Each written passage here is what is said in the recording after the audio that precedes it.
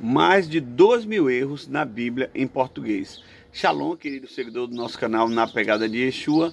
Eu demorei um pouco para fazer esse vídeo porque ele realmente traz assim muitos questionamentos, mas eu vou te explicar aqui a diferença entre inspiração e tradução, e você vai ser extremamente edificado com esse vídeo. Você já vai deixando aí o seu like, ativando o sino, se inscreva nesse canal. Esse canal tem o propósito de te edificar à luz da palavra, então você pode realmente vivenciar um tempo de conhecimento da palavra, de despertamento profético através daqui do canal Na Pegada de Yeshua. Deixe seu comentário, o seu like também.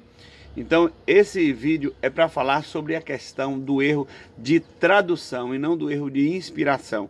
A própria palavra no livro de Pedro diz que a Bíblia foi escrita por homens inspirados por Deus. O Espírito Santo inspirou homens para escrever a palavra. Então não é sobre a inspiração da palavra de Deus, mas é sobre a tradução de algumas versões bíblicas.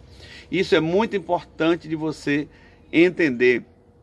Saber que a própria Bíblia cita livros idôneos, mas que não estão nesse compilado de 66 livros, não é? Então, quando nós vamos perceber essa realidade, nós vamos entender que existem citações bíblicas e não tem referência na própria Bíblia. Então, tem livros que não foram incluídos entre esses 66 livros, não é? E a gente entende perfeitamente erro humano, falha humana e situações ocultas, onde foi escondido propositalmente livros importantíssimos, como o livro de Enoque, de Jabes e outros livros, que a gente vê que a Bíblia cita com uma idoneidade, com uma precisão incrível, mas não estão entre esses 66 livros. E aí, como é que fica? Você precisa separar a questão da inspiração e a questão da tradução. Tem muitas traduções erradas, não é? E tem também Bíblias que são interpretações do conteúdo essencial, original. Então muda totalmente o sentido. Então você pode estar comprando uma interpretação da Bíblia e achando que é a Bíblia. Você pode estar comprando uma Bíblia com traduções muito erradas e achando que ali em essência é a palavra de Deus. Nem sempre a palavra de Deus é esse livro de capa preta com o nome Bíblia Sagrada. Não é? Nem sempre. Nós temos que fazer essa separação, não é? Então, nós temos esses 66 livros como uma referência da Bíblia, da palavra de Deus, porque Bíblia vem do biblos, da expressão biblos, que significa coletividade de livros. Não é? Não tem nada de sagrado nessa expressão. Biblos é coletividade de livros, é como uma mini biblioteca na sua mão, não é? Então, o que foi que aconteceu ao longo da história, só para você ter ideia, em relação à nossa Bíblia brasileira, a tradução na linguagem brasileira. Nós somos a 32ª tradução entre os idiomas. Nós somos a tradução número 32. João Ferreira de Almeida, você vai ver esse nome em quase todas as Bíblias, foi o tradutor da Bíblia para o português. Quem era João Ferreira de Almeida? Um jovem linguista, precoce, inteligente, missionário essencialmente. Fez missões no Sri Lanka, depois desceu, foi para a Malásia. Ele tinha peso de traduzir a Bíblia para o português. Mas o João Ferreira de Almeida, ele não era um especializado em hebraico e nem um especializado em grego. Ele era um linguista de modo geral, apaixonado pela obra missionária. Então, veja bem que houve boa vontade, existiu um engajamento. Ele morreu sem traduzir a Bíblia toda. Então o Jacobus, que era o seu parceiro, traduziu os profetas menores e o livro de Daniel. E aí fez o compilado que nós chamamos de Bíblia João Ferreira de Almeida, que é essa tradução bíblica.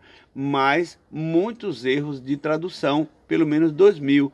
E nós não podemos culpá-lo e nós não podemos questionar a palavra de Deus por isso, porque a própria palavra em Provérbios capítulo 4, 23 diz assim, que de tudo que se deve guardar, guarda o teu coração, porque é dele que procede as fontes de vida. Então, independente, vamos dar um exemplo, tem uma senhorinha ou um senhor que é semi-analfabeto, que tem acesso a uma Bíblia, João Ferreira de Almeida, no interior, um lugar ermo que nem igreja tem, e ele lê a palavra ali com todo o seu coração, não importa, pode ter 5.000 erros na Bíblia, Deus vai contemplar ele, vai inspirar ele com o Espírito Santo e tudo certo, certo? Agora a questão das traduções, elas têm comprometimento.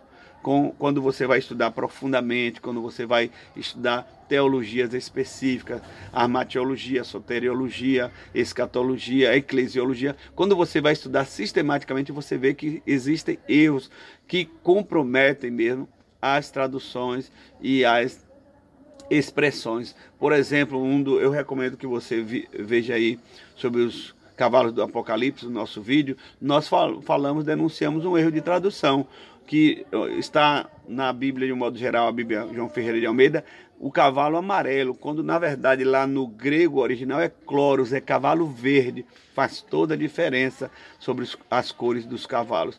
Então é apenas um exemplo, tem também erros de tradução no Antigo Testamento, no hebraico, não é? E nós precisamos entender que esses erros, eles não menosprezam o conteúdo inspirativo da palavra de Deus, não é? Apenas no sentido de fazermos estudos mais profundos, de buscarmos aí respostas para temas que não são tão essenciais como a questão da salvação, não é? Nós sabemos que tudo que tem aí na palavra do Senhor, que está escrito, o próprio livro de Apocalipse diz que não pode se acrescentar, nem abstrair nenhuma vírgula, não é? Já alerta no último capítulo de Apocalipse, capítulo 22, justamente porque naquela época já havia essa abertura, essa possibilidade de erros de tradução propositalmente ou por imperícia, não é? De quem está traduzindo, boa vontade, um coração para a obra, para o reino de Deus, mas não tinha as ferramentas didáticas e as ferramentas linguísticas específicas, não é? Então, só para a gente ter ideia, quando a Bíblia brasileira foi traduzida, João Ferreira de Almeida traduziu a Bíblia para o português, que veio a ser a nossa Bíblia brasileira, já tinha sido 100 anos depois da tradução em espanhol. Quem traduziu a Bíblia em espanhol foram 2 especializados em hebraico. Então, por aí você vê que no processo de tradução, volto a falar, não é inspiração, no processo de tradução do conteúdo bíblico, a Bíblia espanhola ela tem um conteúdo mais original do que a Bíblia em português, porque ela foi traduzida 100 anos antes por 2 especializados em hebraico e grego, diferente do nosso João Ferreira de Almeida, que era um linguista missionário, não é? Por outro lado, nós vemos que também a Bíblia em inglês tem uma tradução melhor. Por exemplo, nós vemos na nossa Bíblia a palavra arco-íris. Não existe a palavra arco-íris ali no Gênesis capítulo 8, o pacto de Deus. Em inglês é rainbow, arco de chuva, o arco do pacto, não é? Então nós vemos que nessa questão aí da hermenêutica, da revisão hermenêutica, nós temos dificuldades, temos problemas.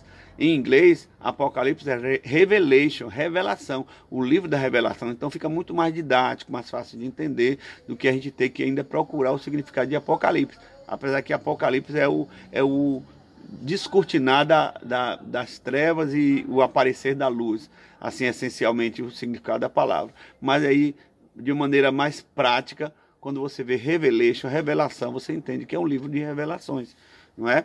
Então, esses erros de tradução vêm a trazer algumas dificuldades de entendimento e de aplicação da ortopraxia da igreja, né? A ortodoxia é o que está escrito, o ortopraxis é o que se pratica.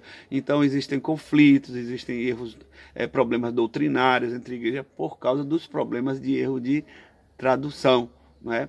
Fica aqui o nosso alerta, a nossa meditação, para que você continue amando a palavra de Deus, lendo a Bíblia diariamente, sabendo que a inerrância está na inspiração do Espírito Santo para com os homens, mas nas traduções existem muitos erros em todos os idiomas, em todas as traduções.